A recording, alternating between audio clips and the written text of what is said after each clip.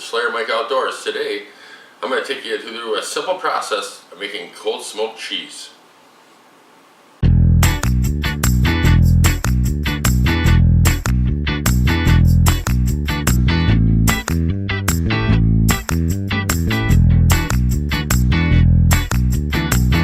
Alright, I like to make cold smoked cheese at least like probably, I don't know, every 2 months or so. Sometimes every 3 months, just depending upon how big of a batch I decide to make. Right here we have a batch that I currently made. I'm going to take you through the fast little steps. This is going to be a quick video because it doesn't need to be lengthy. It's really not a hard process. It's pretty easy.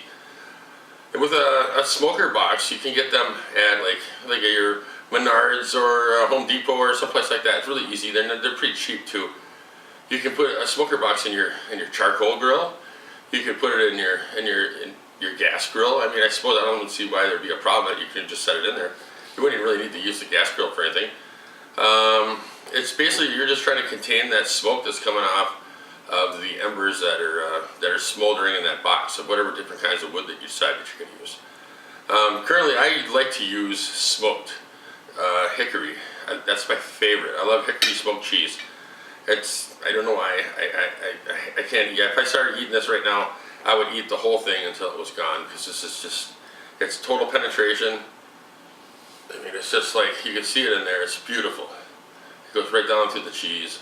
And I will show you how to do it quickly and fast. And yeah,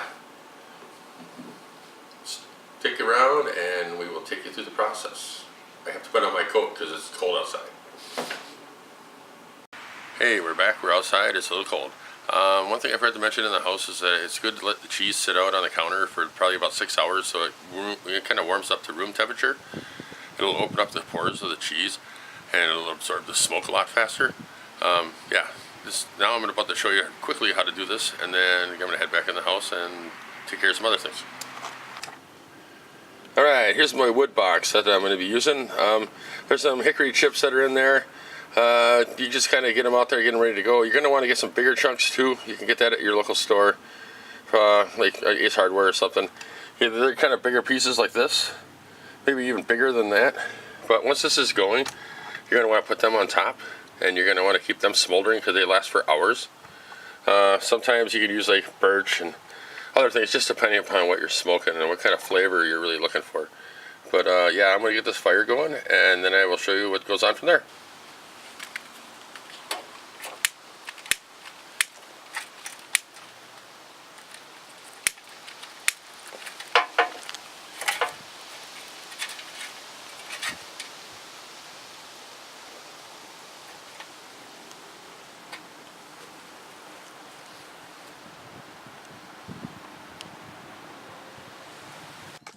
And also, like I was saying before, you could always take and put a smoker box in a barbecue grill like this. You could just like put it on one side, put your wood in there, get it all smoking good, put your cheeses on this side. The main thing you're trying to do is keep an eye on your temperature. You don't want it getting too hot in here so the cheese melts and starts a big fire, or just melts in general and ends up down there and not in your refrigerator where you want it.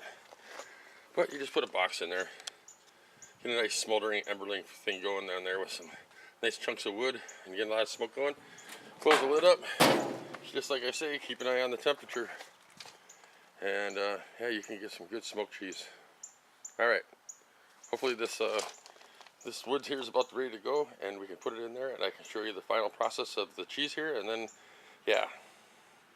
Okay, as you can see, we got a nice smoke going there in the corner. It's not the huge fire like I said, because this is just a demonstration video. What I'm going to do now is I'm going to take the pan, I'm going to slide it in here, like I got right here. I'm going to slide it right into my little rack. As you can see, it's smoking really nice. No flame, no fire. You'd actually, at this point in time, you would have a, let me see, you'd have to put some chunks in there, some bigger pieces, you know, and kind of get them smoldering with this whole time.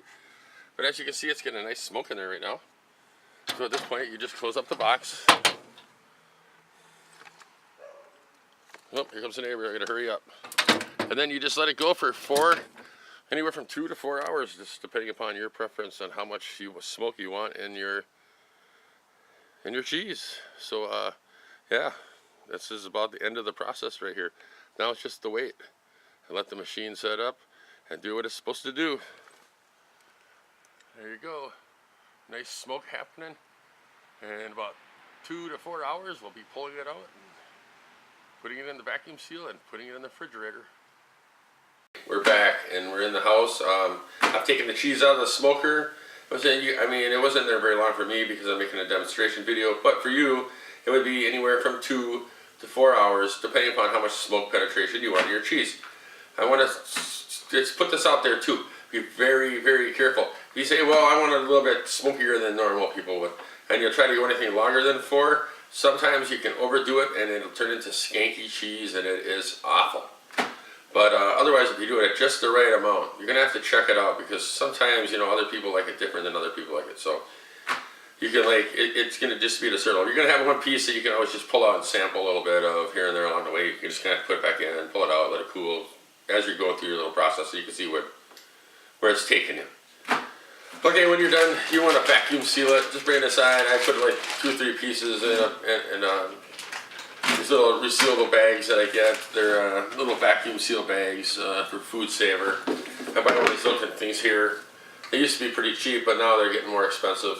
Like I think 20 bucks or something like that. I got it at Walmart. But yeah, you put it on your bag. You vacuum seal it down to this state right here. Beautiful. You put it in the refrigerator. Before you put it in the refrigerator too, before you bag it, you can take the paper towel and you can wipe it all down and you can get some of the soot off of it and some of the grease because it will be greasy. And take out some of that oil first before you put it in the bag, or you can leave some of it on there too. It doesn't really matter as far as I'm concerned. I mean, I've done it both ways and I really haven't had too much problem. Anyways, it might come out a little bit of a darker color, like this one right here did. So. But anyways, yeah, this one right here is a little darker, and I think that's because there was just a little bit more oil on the cheese when I put it in there. Okay, but yeah, that's all you need to do. If you have any questions, just leave me a comment down below, and I will help you out any way I can. I have it hooked up to my phone, so I'll get it pretty quick. And I'm really good at answering, you know, people's just responding to messages.